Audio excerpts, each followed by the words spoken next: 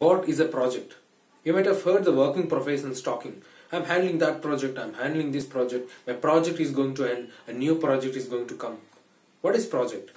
Project is a temporary endeavor undertaken to produce a unique product or service.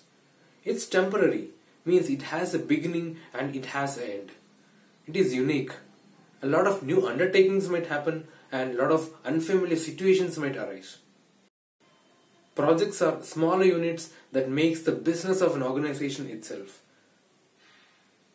Let's take an example of a project. There is a huge land and a series of apartments to be built. A lot of activities are involved and a lot of people are involved. Right from acquisition of the land to giving the key to the customer at the agreed cost and the agreed timeline. When you take an example of engineering industry, the project starts when the customer comes to the supplier with his requirement.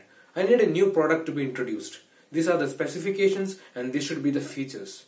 And this is the cost I have and it has to be done in the scheduled time. So the organization take it as a project and forms a project team. There will be a project leader and representatives from different departments. That is a representative from design, representative from engineering, representative from purchasing, from logistics, from manufacturing, from legal. They all come together and form a project team. And what they do is to go to their respective departments and get the respective work done and come back to the project team. It involves a lot of activities, right from the concept study, the concept development, developing of the samples, sending the samples to the customer for approval, taking up the change request from the customer, creating a process, doing the process release, start manufacturing the parts, perform the quality checks, perform the required amount of test, and finally delivering the product to the customer. There the project ends. The project usually happens in phases. It's easier to explain the phase when you take an example of introduction of a metro train in a city. It happens in phases. Maybe it starts from point A to point B. The phase 2 starts from point C to point D, and the phase 3 may be from point A to point D. So any major projects always runs in phases. Let's explore the interesting areas of the project management. Welcome to another video.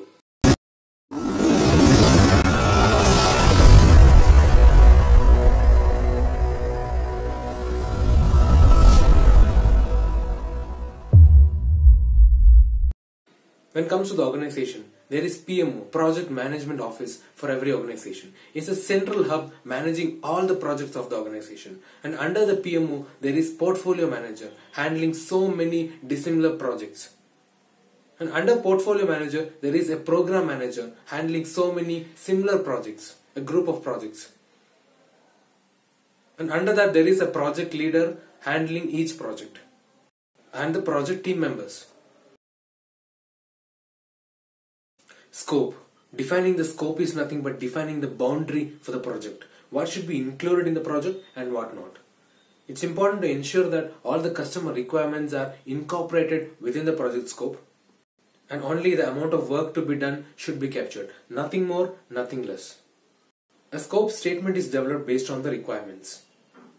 Schedules. Each project should have its own schedule, its own timeline prepared based on the requirement from the customer. If the customer needs the project to be completed in next 2 years, all the activities should be planned for the next 2 years and sequenced, and which should be monitored and controlled. The activity should be identified and the resource required and the time estimate should be done, and the sequencing of the activity should happen, and the proper timeline should be set and followed. Cost. Project cost is a key factor. The customer will have a project budget in mind, and we have the list of activities, resource, everything available, and with that the estimation of the cost should be done, which is project budgeting. And throughout the project, all the project members need to contribute in order to ensure that the project is not crossing beyond the limits. Quality. Quality is nothing but the degree to which the expectations are met. At the beginning of the project itself, the quality expectations are set, and the project needs to ensure that these expectations are achieved. A proper validation of expected output is done at each stage. A proper investment should be done on the quality, which is called as the cost of conformance. It's always better to spend on training, proper documentation, performance evaluation than spending on rework, scrap, and the warranty claims from the customer. Stakeholder may be an individual or a group of people or an organization who can affect or who is affected by the decisions and the activities of the project. Right from the project team members to the customer, to the supplier, to the legal, to the government bodies, everybody are stakeholders. So identification, managing and involvement of the stakeholder is very important. There is something called power interest grid prepared for the stakeholder management. Let's take the y-axis as the power and x-axis as the interest, which is divided into 4 quadrants. The quadrant 1 says more power and less interest. Maybe CEO of the organization. He may not be interested in your project because there are thousands of projects running, but definitely he has power. Keep them satisfied. And the quadrant 2 says more power and interest. For example, customer. Manage them very closely. Quadrant 3 says less power and less interest. Maybe the operators. It's very important to monitor them very closely. And the quadrant 4, which says more interest and less power. Anytime these stakeholders might escalate to the top management and create issues. So it's very important to keep them informed always, so that they are aware of the project status every time. There should be a stakeholders register and the stakeholder classification and the stakeholders engagement metrics provided. Communications. The project manager should ensure that proper project communications are done at each intervals based on the project communication plan developed earlier. Because even a small miscommunication can cause so many problems in the project at any stage. There are formal communications and informal communications. There are written communications and verbal communications. Any document which is released and signed are called as formal written communications. For your information, even the emails are considered as informal written communication, but doesn't mean that informal communications are invalid.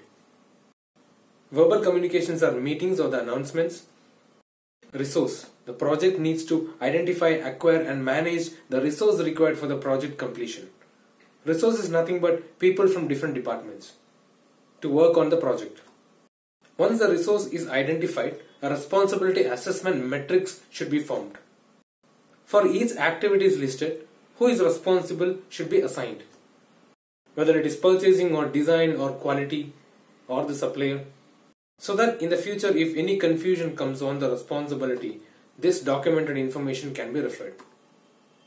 Who should be responsible, who is accountable, who should be informed, and so on. Risk is an uncertain event or a condition that may affect the project objectives. Every project are considered as risky because they are unique. There is a risk register in which all the identified risks are mentioned, monitored, and proper action should be taken to avoid such risks. And risk analysis is always done at different levels. Project procurement, more to do with the purchasing and supply chain. There is a purchasing project manager within the project who is responsible to go to the purchasing department and ensure that all the required amount of materials are bought for the project. The purchasing team sends out a request for quotation. The suppliers receive that and suppliers provide their quotation. And based on this quotation evaluation, the supplier selection is done. And finally, the purchase orders are placed against the suppliers. This is a key process with respect to the cost. If you are able to negotiate better with the supplier than the cost estimate done before, this will add a lot of value to the project with respect to the cost. All these activities discussed are not actually in the sequence. It's a parallel process. Everything happens at a time. That is where the role of a project manager is important. If you would like to be a project manager, first gain experience in the project as a project member and then do the project management PMI certification. Please do not go with the certification if you are a fresher. Please comment below if you would like to be a project manager and what you would like to do or bring in a change as a project manager and why you want to become a project manager. Any knowledge you gain here will never go on waste. Thank you. What is a project?